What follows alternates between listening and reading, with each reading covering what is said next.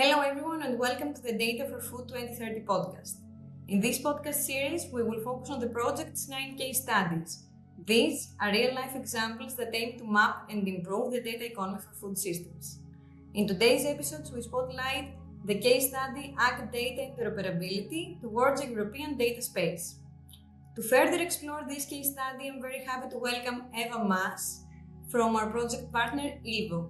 Eva, as an expert in data and digitalization in the agri-food sector, and of course key person of this case study, will take us through its key concepts, goals, and contributes to the data economy for food systems. Eva, welcome and thank you for joining us today. Great. So to start, could you tell us what your case study is all about? Of course. So our case study is really focusing on the interoperability of agricultural data. We want to explore the possibilities of sovereign data exchange between different data sharing platforms and regions across Europe. ILVO has developed a data sharing platform called Just Connect, which is really operational here in Flanders, Belgium. And we work with other data sharing platforms in France and Finland. In France, we work specifically on a case on the sharing of data of potato harvesters, Belgian potato harvesters, to a French farm management system and using the connection between the two data sharing platforms. Then also in Finland, we have another case on sharing data for calculating ecological footprints of farms doing a life cycle analysis. And here we work with the Finnish platform Triton from Dataspace Europe. Thank you very much for the introduction of the case study. And I would like to ask you, what sparked its development? Were there any specific challenges that it aims to address? Yeah, so as I just said, we already are working with Just Connect. Since 2018, we started working on it. It was launched in 2020. At the moment, we have around 60 data connections. We are connected to 17 applications, but all mainly in Belgium.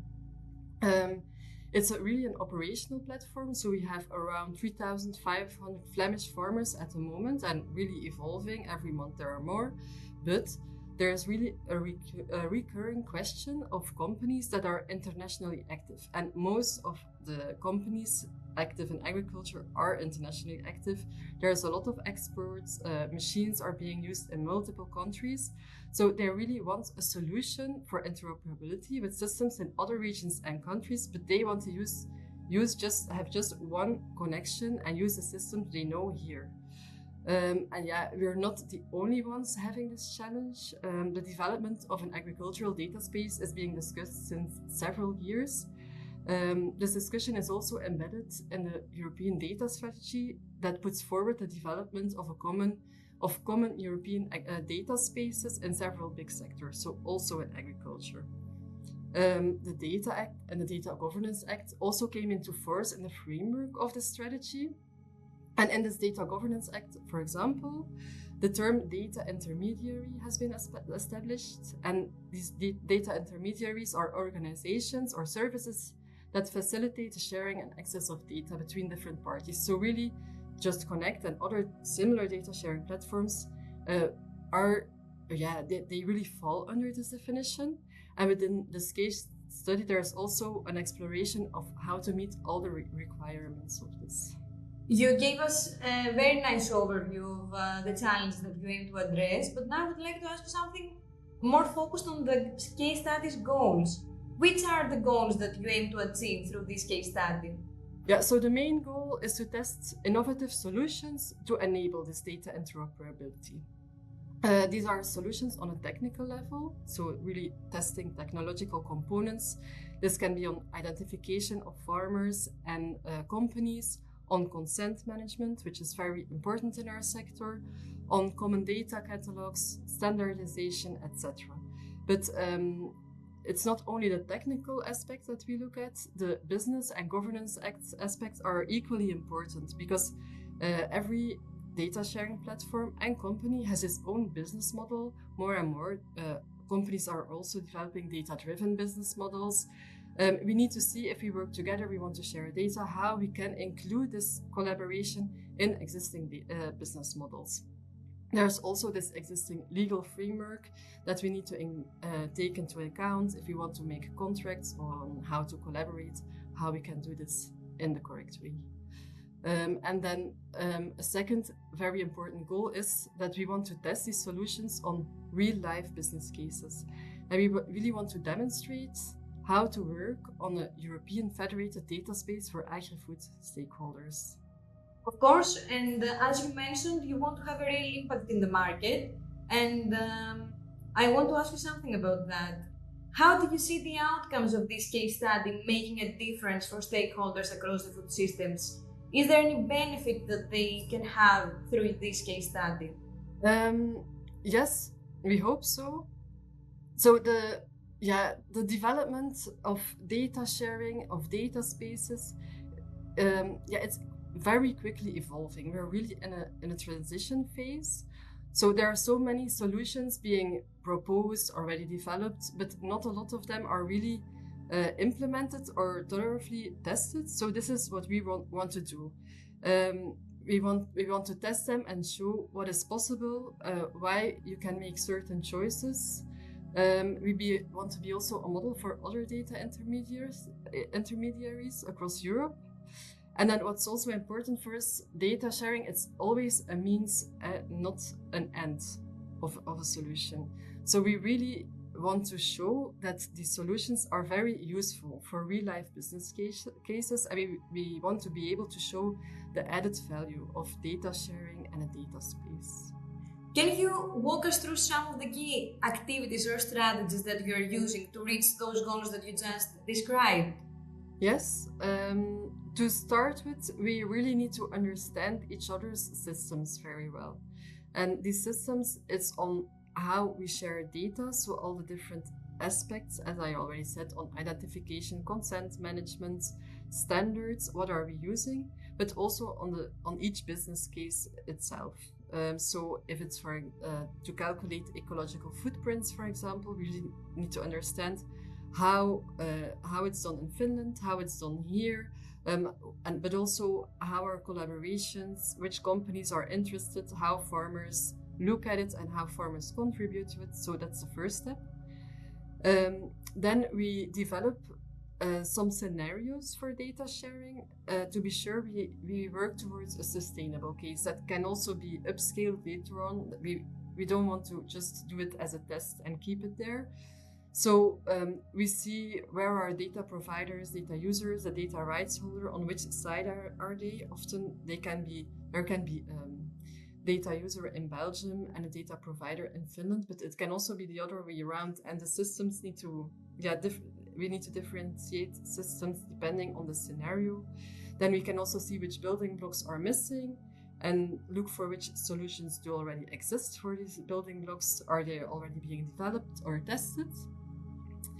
Then another element is that we really need to establish a collaboration and a trusted environment. Trust is very crucial in the data sharing. So we need to have trust between both data intermediaries, but also the actors around us. And only then we can go further to technical development and implementation between the data intermediaries, but also connect the business partners. And after that, we can start testing solution with farmers and with real-life data. Once everything works technically, then we go towards developing business and governance models and also see if there are some missing elements. We need to maybe explore further other scenarios for collaboration. You want to actually make an impact through your work, of course. And could you share some highlights or any notable achievements in improving data interoperability and exchange in the agri-food sector from your experience so far, from what you can share with us so far? Data interoperability is really the starting point of this case. Maybe we're a bit different than the other case studies. The interoperability was our starting point, and then we went to look for the real-life business cases. But what I really want to mention as a highlight is that during the Data for Food project, until we are now, we're not yet at the end, that in fact the project to deploy the Common European Agricultural Data Space just started now in April 2025. So it's thanks to efforts from a lot of people, not only people involved in this case study, but also people involved in this case study, companies involved in this case study, that show the importance of this data space, that we can now start this big project. And that's not a project, it's really an initiative that will remain and that will help the sector to share data, but to make the sector more efficient and sustainable. As far as I understand, trust and collaboration plays a key role in your activities. Yes, that's true. Okay, thank you very, very much for your answer. So now I would like us to focus a little bit more on your future plans. Looking ahead, what long-term benefits do you expect from the practical examples and solutions that your case study is putting forward? Yeah, first of all, we hope that it really gives a boost to the common European agricultural data space, that we can already show the added value from what they are start to develop now, and really give practical input for that, but also for the stakeholders, the agri-food stakeholders. We hope to show some benefits, for example, for machinery manufacturers.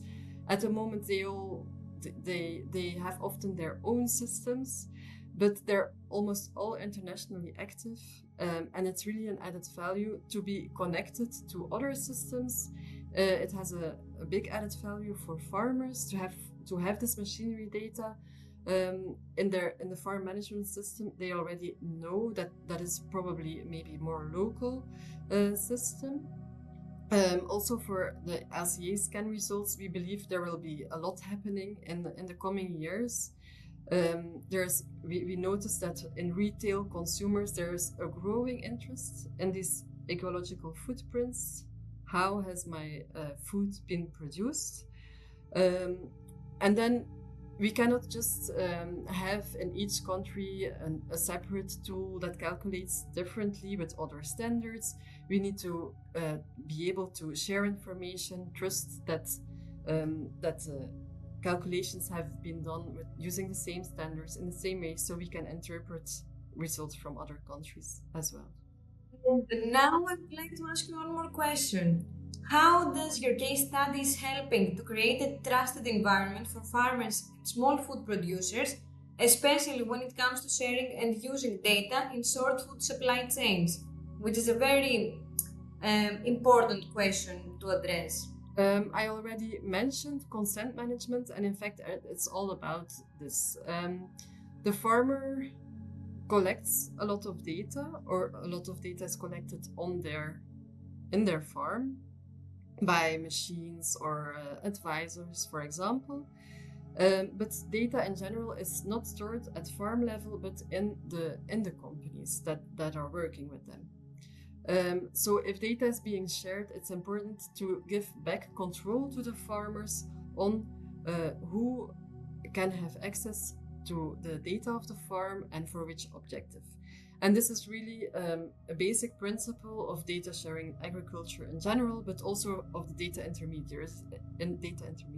It's even one of the most important services that we offer for farmers, for companies. The consent mechanism is really inherent in the data sharing platforms. So we ensure that data is only being shared when the farmer agrees. It's our central principle, and in fact also the reason why ILVO started to develop Just Connect. So Just Connect offers a personal dashboard for every farmer, for every individual farmer, as do other data sharing initiatives, platforms. And in this dashboard, they have a very good overview of the data requests they have personally. So who wants to use data for which objective? And there they can agree and disagree and change their opinion at any moment. Now, what's a surplus thanks to this case study is that there are bridges between the data intermediaries. So farmers can keep on using their own dashboards, their familiar systems, the systems they already know and used of working with. But in the background, we can share data across borders very easily and safe. So that's one of the most important things. a farmer, a company uses their own familiar system, but there are many more possibilities. I imagine that again, trust and transparency and to be fair is of great importance for data sharing in what you mentioned, in all the activities you mentioned. Yes, that's true. And moving on to another question, I would like to ask you, from your experience so far, how does better data sharing support small-scale producers in building stronger market positions and earning consumers' trust? If I take the example of the ecological footprints and sharing the results on it, I already mentioned that there's a lot of interest from retail and consumers. And this can also improve the bargaining power of farmers. If they can show retail and consumers that they have sustainable results, they produce in a sustainable way, it can also be possible to ask for better prices. So this is just an example of what can be possible. What we also notice in our discussions with farmers is that they really want to have better insights in all the data that is being collected on their farm. They want to manage their farm in the best way possible, efficient, sustainable, but then they need more access to the data. So this is something very important. It's not only they can improve their market position, but they can also improve their production systems. One final question before we finish our discussion for today. I would like to ask you, how does your case study contribute to the wider goals of the Data for Food 2030 project? One of the main goals of the project is really to understand how the data economy for food system work and get some insights on it, on the different aspects of it. And I think our case study gives a lot of insights on technological solutions, but also on business and governance models, but also on how to collaborate in a trusted environment, and mainly focused on the agricultural part of the food system. Then we also have we identified a lot of drivers and barriers for this data economy, legal and policy frameworks, for example, but also how to collaborate with actors in the data economy. Technological solutions can be real drivers, but also barriers if it's not that clear yet how to use them or test them. And then there's also an important aspect of the project looking to future scenarios.